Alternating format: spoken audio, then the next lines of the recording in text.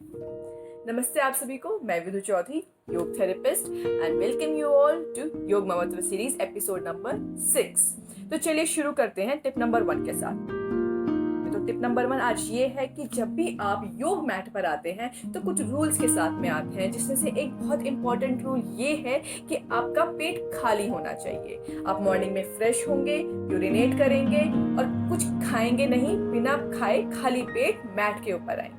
तो सबसे पहले ये हमारे रूल्स होते हैं। तो इसमें क्या होता है, कई बार लोग यूरिनेट कर लेते हैं, खाली पेट होते हैं पर फ्रेश नहीं हो पाते हैं। यस, कॉन्स्टिपेशन की बात कर रहे हैं हम लोग। तो जो कॉन्स्टिपेशन के साथ में योग करते हैं तो योग के बेनिफिट के बजाय उनको उनके उल्टे परिणाम भी देखने को मिल सकते हैं। तो मेक श्योर कभी भी आप कॉन्स्टिपेशन के साथ में मैट पर नहीं आएंगे। तो कॉन्स्टिपेशन के साथ मैट पर नहीं आएंगे तो फिर योग कैसे करेंगे? तो उस कॉन्स्टिपेशन को भी कैसे हटाएंगे? तो कॉन्स्टिपेशन को आप ऐसे हटाएंगे, उन प्रैक्टिस से आपके पेट का हर डायरेक्शन से मूवमेंट होगा, जिससे कि आपको फ्रेश होने की अर्ज होगी। तो ये था आज का टिप नंबर 1 कि आप कभी भी कॉन्स्टिपेशन के साथ योग अभ्यास नहीं करेंगे। तो अगर आप आज से योग अभ्यास शुरू करते हैं बट आपको कॉन्स्टिपेशन की दिक्कत रहती है तो आप क्या करेंगे, एटलीस्ट पहले 4 दिन आप ये अभ्यास करेंगे कि 2 ग्लास निवाया पानी पिया और उसके बाद ये प्रैक्टिसेस की।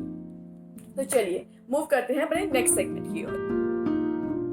द Q&A में आज हम लेंगे 2 क्वेश्चंस। एक क्वेश्चन, फर्स्ट क्वेश्चन जो आपका है वो है वेरिकोस वेन से रिलेटेड, दूसरा है आपका नाइट शिफ्ट से रिलेटेड। तो पहला वेरिकोस वेन से क्या है कि क्या वो कारण है जिनकी वजह से वेरिकोस वेन्स होता है। तो पहले ये देख लेंगे कि वेरिकोस वेन होता क्या है।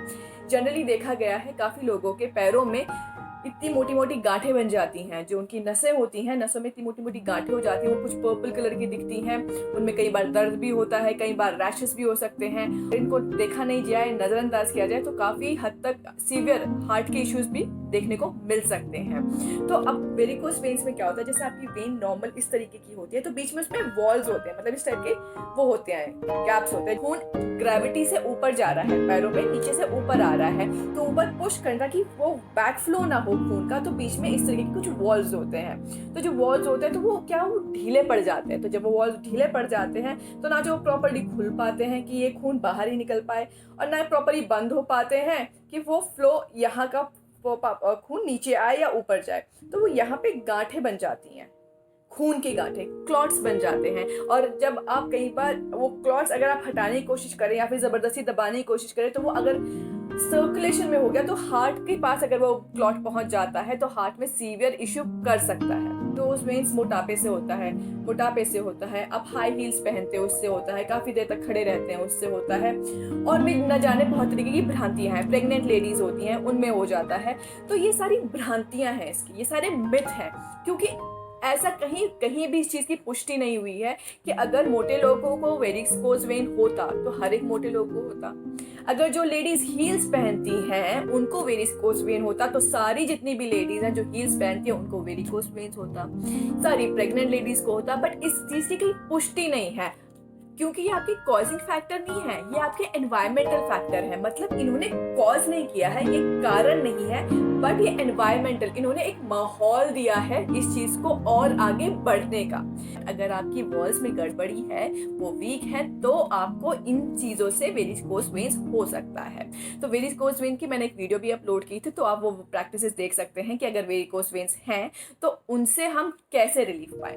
तो आप लॉन्ग स्टैंडिंग अवॉइड करें, बहुत देर तक खड़े ना रहें। खड़े होते हैं तो आप बीच में पैरों की स्ट्रेचिंग कर लें, ताड़ आसन में स्ट्रेचिंग कर सकते हैं, या फिर टो आगे करके अप एंड डाउन कर सकते हैं, रोटेशनल मूवमेंट कर सकते हैं, चेयर पोज में थोड़ी देर बैठ सकते हैं। तो आज का सेकंड क्वेश्चन है इस चीज से रिलेटेड कि लाइफस्टाइल की हम जब भी बात करते हैं, पर जिन लोगों की नाइट ड्यूटी है, नाइट शिफ्ट की ड्यूटी है, तो वो लोग क्या करें। तो उन लोगों के लिए सिर्फ और सिर्फ एकमात्र एक सजेशन कि अपना टाइम फिक्स करें। अगर आप रात को ड्यूटी करते हैं, दिन में सोते हैं, लाइफस्टाइल गड़बड़ हो रखा है। तो लाइफस्टाइल का मतलब ये नहीं है कि रात को सोना और दिन में काम करना, या फिर दिन रात में सोते हैं तो गड़बड़ हो जाती है।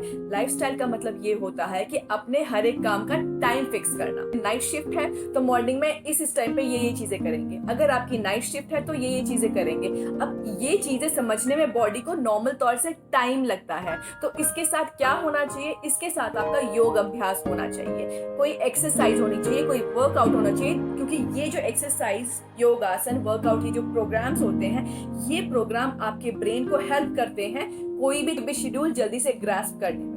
तो इस चीज़ का एकमात्र बढ़िया सोल्यूशन ये है कि अपने हर चीज़ का टाइम फिक्स कर लीजिए।